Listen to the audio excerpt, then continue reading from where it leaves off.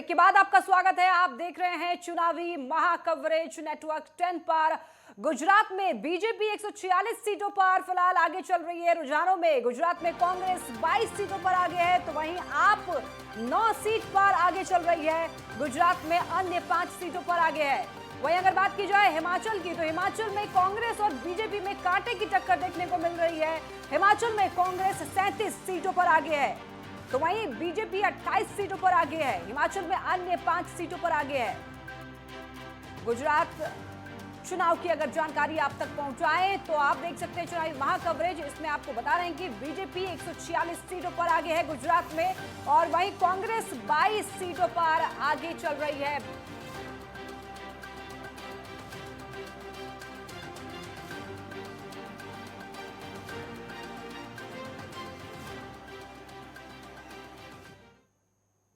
हमारे साथ बने हुए वरिष्ठ पत्रकार निरंजन परिहार। निरंजन जी, अगर बात की जाए बीजेपी ने जिन जिन क्षेत्रों में पिछली बार कमजोर रह गई थी, क्या अब उन क्षेत्रों में कवर अप कर पाई है, और अगर सकारात्मक प्रभाव है तो किस प्रकार ये किया है, इस पर आप बताइए जरा। देखिए, जहां कमजोर थी वहां निश्चित रूप से उन्होंने अपनी ताकत बढ़ाई है। आप उसके उदाहरण के तौर पर धीरमगाम सीट को ले लीजिए, जहां पर बहुत कांग्रेस के बहुत ताकतवर नेता हर बार लड़ते हैं, लाखा भरवाड़, लेकिन वहां पर उन्होंने उनके सामने हार्दिक पटेल को खड़ा करके कांग्रेस की जो कमर तोड़ने की कोशिश की, उसमें वो बिल्कुल सफल रह रहे हैं। आप देखिए, धोराजी एक सीट है जहां पर ललित वसोया कांग्रेस के उम्मीदवार थे। उन्होंने तो घोषित कर दिया है कि मैं हार स्वीकार करता हूं और मेरी हार का कारण है आम आदमी पार्टी, जिसको उम्मीदवार के वोट काटने की वजह से मैं हारा। अब आप अपनी हार की जिम्मेदारी अगर दूसरी पार्टी पर डालेंगे तो उसका तो कोई मतलब नहीं है, क्योंकि आप कमजोर थे ये कोई नहीं मान रहे हैं। तो ललित वसोया कांग्रेस के जो बड़े लीडर है गुजरात के, वो सीनियर एमएलए भी रहे हैं, उन्होंने कहा कि मैं आम आदमी पार्टी की वजह से आ रहा हूं। इससे एक तो संदेश साफ है।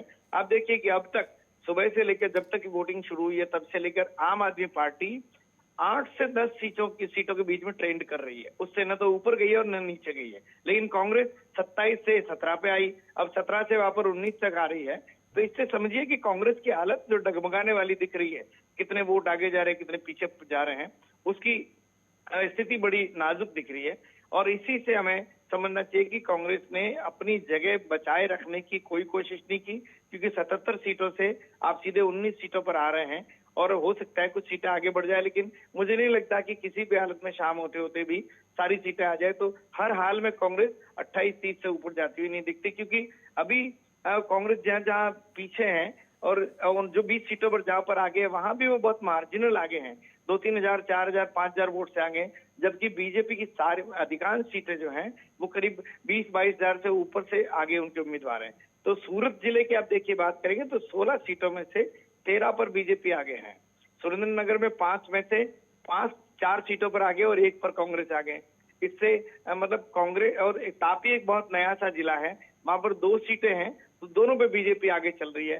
अभी इसमें शुरुआती मामलों में तो हम देखेंगे कि बीजेपी थोड़ी सी 130-32 सीट थी, तब लग रहा था कि ये आगे पीछे ज्यादा हो सकता है और कांग्रेस 50-60 तक भी जा सकती है। लेकिन अब नहीं लगता कि कांग्रेस ने जो बड़े बड़े दावे किए थे उन पर वो स्टैंड रहने में कामयाब नहीं रही। इससे कांग्रेस का लचर संगठन और कांग्रेस के नेताओं की आपसी जो खींचतान थी, उसने उस पार्टी को बहुत बड़ा नुकसान किया है, ऐसा मेरा लगता है। और इस बीजेपी जो अभी जीत रही है, 152 सीट पर आगे है, वो थोड़ी देर पहले 145 थी, 152 53 भी गई, लेकिन अभी 152 पर आगे चल रही है।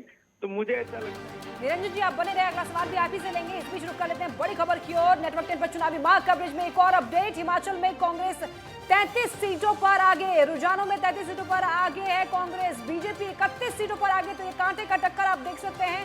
हिमाचल में अन्य 4 सीटों पर आगे है। बड़ी जानकारी अपडेट आप तक पहुंचा रहे हैं चुनावी महाकवरेज के जरिए। आप देख सकते हैं कि हिमाचल में कांग्रेस 33 सीटों पर आगे है रुझानों में, तो वहीं बीजेपी 31 सीटों पर आगे है। ये आप देख सकते हैं कांटे का टक्कर, जबरदस्त मुकाबला बीजेपी और कांग्रेस के बीच में। तो वहीं हिमाचल में अन्य 4 सीटों पर आगे है। नेटवर्क 10 पर चुनावी महाकवरेज आप देख रहे हैं और आप तक पल पल की अपडेट्स पहुंचा रहे हैं। हिमाचल में कांग्रेस 33 सीटों पर फिलहाल आगे चल रही है, तो वहीं हिमाचल में बीजेपी 30 सीटों पर आगे तो रुझानों में आप देख सकते हैं कि सीटें ऊपर नीचे हो रही हैं, लेकिन तस्वीरें साफ होने में अभी समय है और शाम तक तस्वीरें साफ हो पाएंगी। लेकिन रुझान आपको अब तक बता रहे हैं।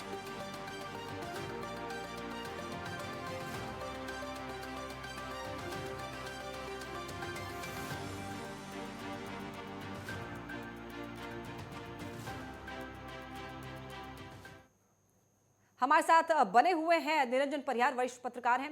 निरंजन जी, इस बार के चुनाव में साइलेंट प्रचार की जो चर्चा है काफी ज्यादा रही, क्या लगता है आपको कितना प्रभाव रहा साइलेंट प्रचार का?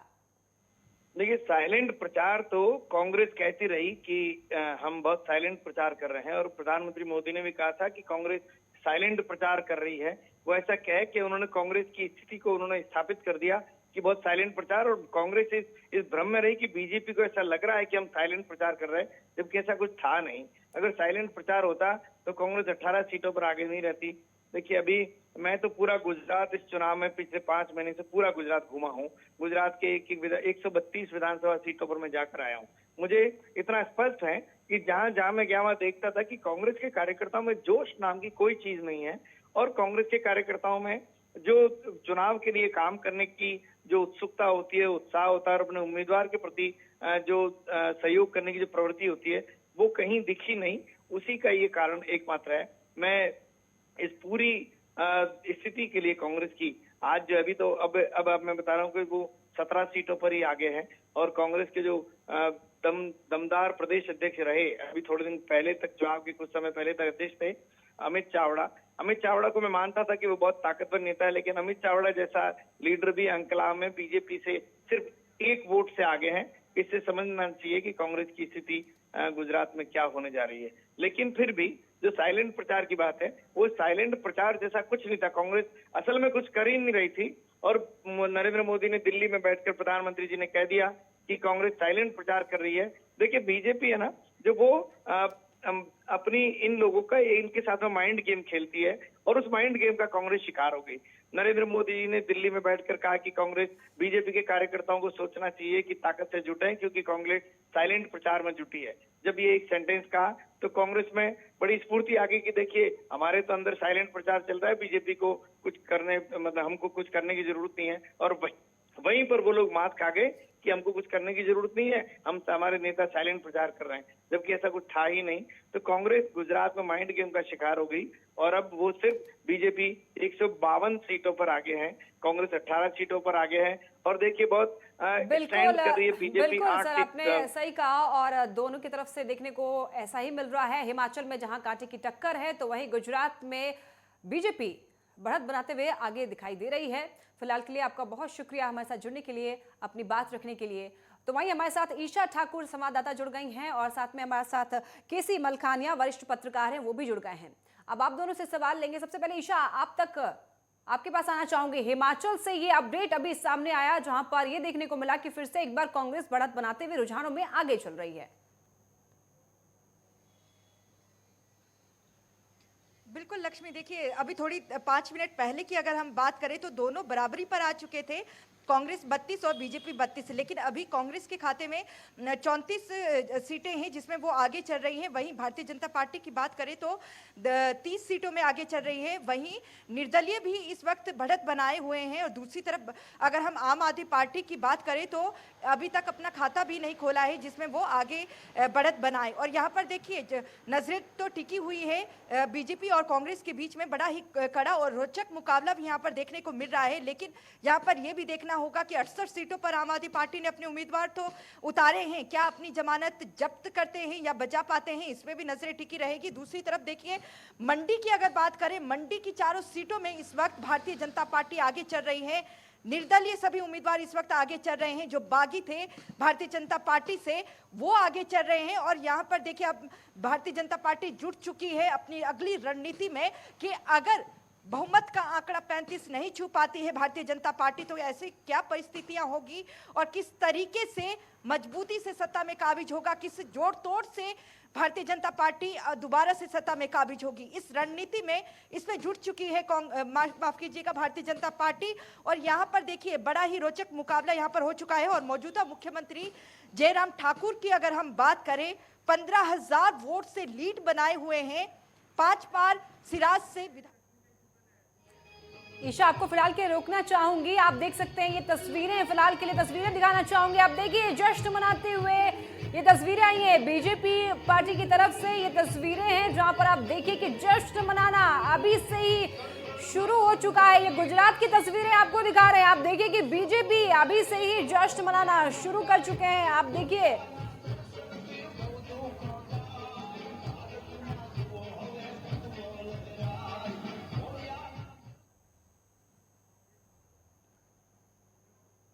हमारे साथ केसी मलकाना भी जुड़े हुए हैं। केसी मलकाना जी, आपसे सवाल है कि अगर बात की जाए प्रदर्शन की तो कांग्रेस लगभग हर जगह से पिछड़ती हुई नजर आ रही है। कांग्रेस का प्रदर्शन लगभग अच्छा नहीं आ रहा है सामने, लेकिन हिमाचल में बीजेपी को कांटे की टक्कर दे रही है। तो क्या हिमाचल इजी टारगेट है कांग्रेस के लिए? देखो, हिमाचल में पिछले 30 साल से लगभग ऐसा चलता रहा कि ये रिवाज रहा है 5 साल कांग्रेस 5 साल भाजपा, परंतु इस बार मोदी जी ने अपना पूरा जोर लगा दिया कि रिवाज को बदलेंगे और भाजपा को सत्ता में लाएंगे।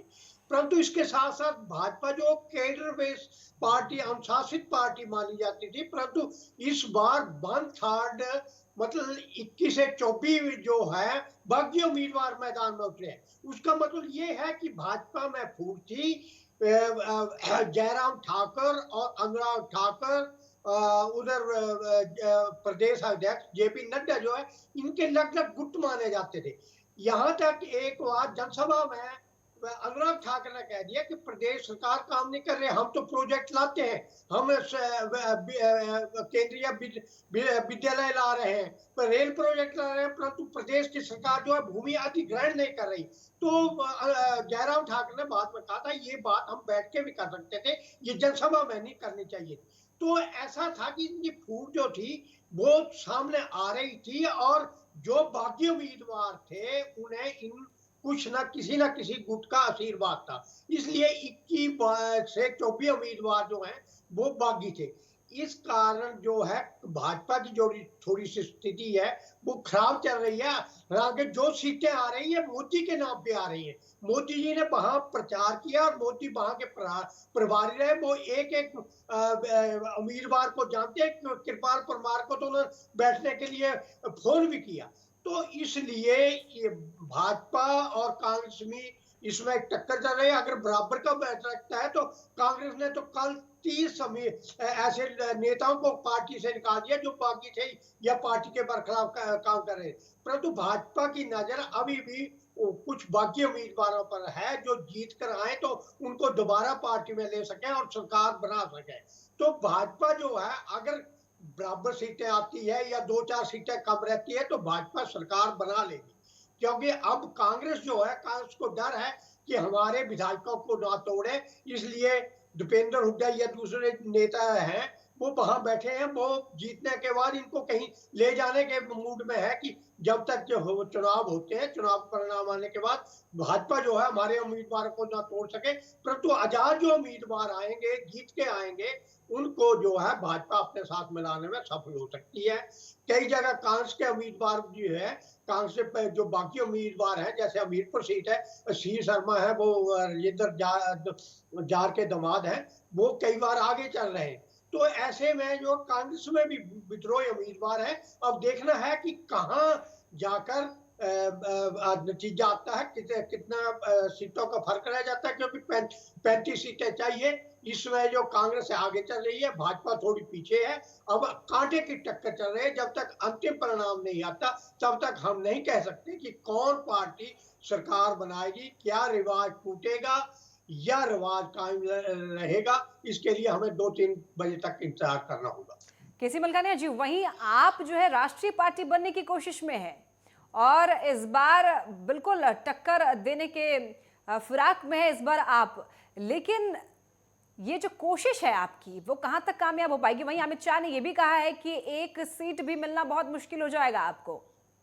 देखो, आपने सभी सीटों पे 68 से 68 सीटों पे उम्मीदवार खड़े किए हैं और कुछ जगह उन्होंने अच्छे उम्मीदवार भी है, जैसे राजन सुशांत है, वो भाजपा से भी सांसद रहे हैं और रेवेन्यू मिनिस्टर भी रहे हैं, शांता कुमार के मिनिस्ट्री में रहे हैं, तो वो भी आपके उम्मीदवार के तौर पे लड़ रहे हैं। परंतु आपको हिमाचल में रिवाज रहा कि दो पार्टियों से तीसरी पार्टी को मुंह नहीं लगाते।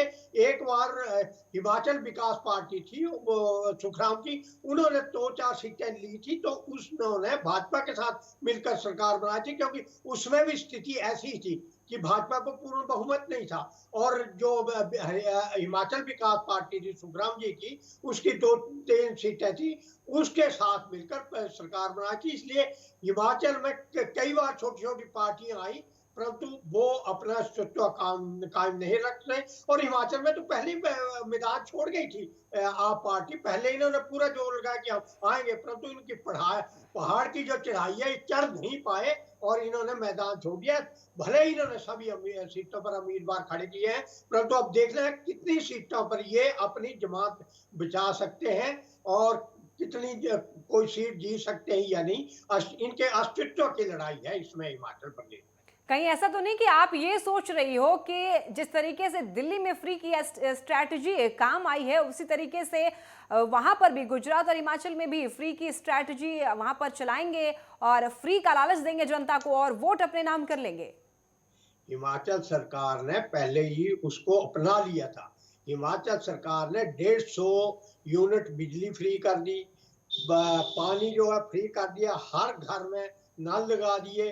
अच्छा, इतनी आइटमें वहां राशन की जो है सब्सिडाइज रेट पे देते हैं, सरसों का तेल से लेके चने की दाल, माँ की दाल और दूसरी चीजें जो बहुत सब्सिडाइज रेट देते हैं।